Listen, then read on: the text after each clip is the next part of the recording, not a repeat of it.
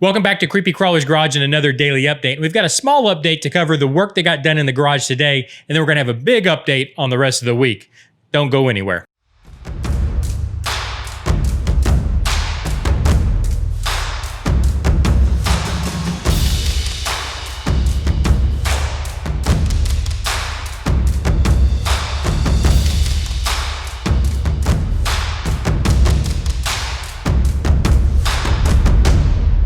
Before we get to the big update for the rest of the week, let's go ahead and take a look at what we did get done today. And it's not a lot, and I'll talk about that, the reason for that during the bigger update coming up here in a second. But what I was able to get done was mounting up the turret over here on the passenger side. So this is where it's going to actually mount. I worked it out with the body on. And of course, remember, it's sitting on a turret. So it's going to be able to turn through the window and shoot. And then we'll have the seat back here with a gunner, and we'll have his hands on the gun itself. So when it turns, it'll look like he's aiming the gun. So I was able to get that mounted up. Now, this is very temporary, or it's not temporary. This is just the backbones of the turret. So I don't want you to think that that's what it's going to look like in a final state. So I'll be adding a lot of detail to this turret, a lot of different, a lot of details and wires and all kinds of futuristic looking stuff to make it look electronic and to make it look like a turret from the future. But this is basically the backbone or the main structure that's just holding it. It's hold the servo so it can pivot. But that's I was able to get that mounted. I did want to talk about a few more things before we move on to the big update. Starting with the monitor. So I had a good suggestion, a good comment about putting the monitor on some kind of arm where it could swivel, which I've thought about doing, and I think that's a good idea. I'm going to figure out a way to do that. Instead of just permanently mounting it right here on the computer, we'll have it where it can swivel over to the driver, or maybe even be able to swivel over to the gunner. So that, so basically on, you can think of like a boom mic arm, or like a one of those lamps that you clamp to the side of a desk where it has the arm that'll extend out and fold in. I think I'm going to try to find something like that I can put it on so it can extend to the driver or extend over to the passenger. I thought that was a really good idea. And the other thing I wanted to talk about real quickly was also the holograms. So with the body on this, these holograms aren't really going to show. You're not going to really see them, and you might get a little glimpse of them. And basically, I had mainly a positive reaction to the holograms, first of all. Some people didn't like them, but most people did. And I understand that. I'm not going to lie, I'm kind of on the fence about them myself. But I did want to mention they're pretty much not going to be seen, and if you do see them while it's just driving, it's very much going to be, you're not going to be able to see it very well. Let's put it that way. And so if I do a close-up inside the cab, I would definitely be replacing these with like some post-edit effects. So basically just using some rendering in some effects to replace these to make them actually look like holograms. I hope that makes sense. And I meant to mention that yesterday, and I forgot to, that these are basically, you can think of them just kind of as placeholders, or if the truck's out at a show or something where people can come by and see, you'll be able to see the hologram is there. But in filming, if I do some filming from the interior, I'm going to replace these with a video effect that looks like a hologram. I hope that makes sense. But anyways, that's basically the update for now. Let me know what you think so far, and keep those ideas coming in for the interior of the TRX-Z. And also, if you have any ideas for the turret itself, let me know. I'm thinking about maybe just putting its own video monitor back here, but of course, if I have this swivel, I don't know. But let me know what you think down below. Now for the bigger update that concerns the rest of the week, and why not a whole lot was actually done today. And I think most of you realize there's a hurricane out in the Gulf right now, but I don't think most of you realize where the TandemCTelevision studios are located. And they're actually located right here.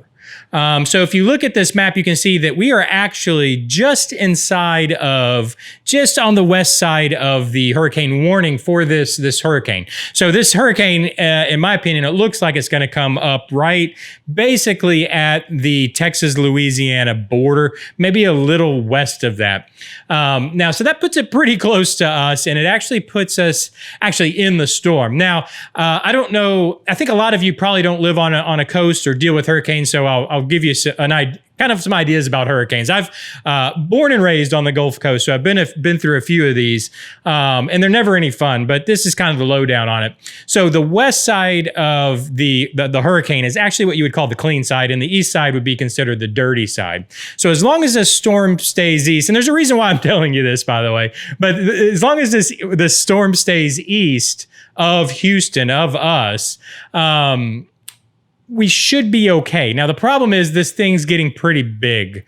So it's probably going to they're right now calling for what do you call it? A level 3 hurricane, which is a major hurricane. It's 115 mile an hour winds is what they're calling for right now. So that's actually almost a class 4 hurricane, which is really big. So class 5 is the largest.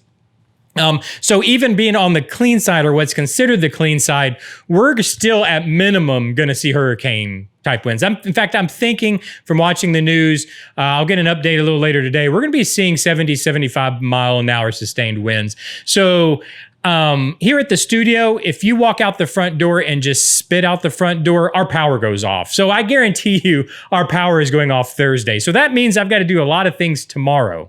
And then of course, Thursday, our power is, so this is planning on, it's supposed to hit land at the middle of the night on Thursday, early Thursday morning. So like Wednesday night, early Thursday morning. So I got a lot to do tomorrow. So a little hurricane prep, just in case maybe you're on the Gulf Coast with us and it's your first hurricane.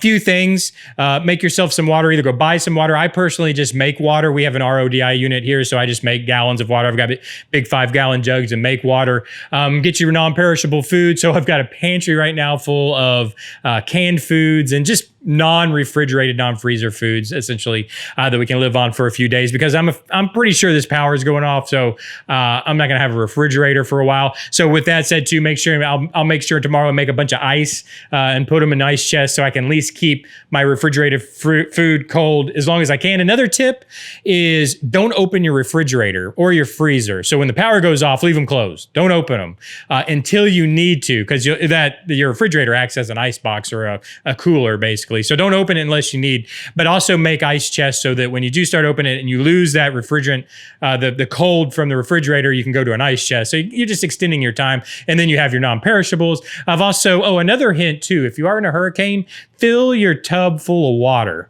before the power goes off.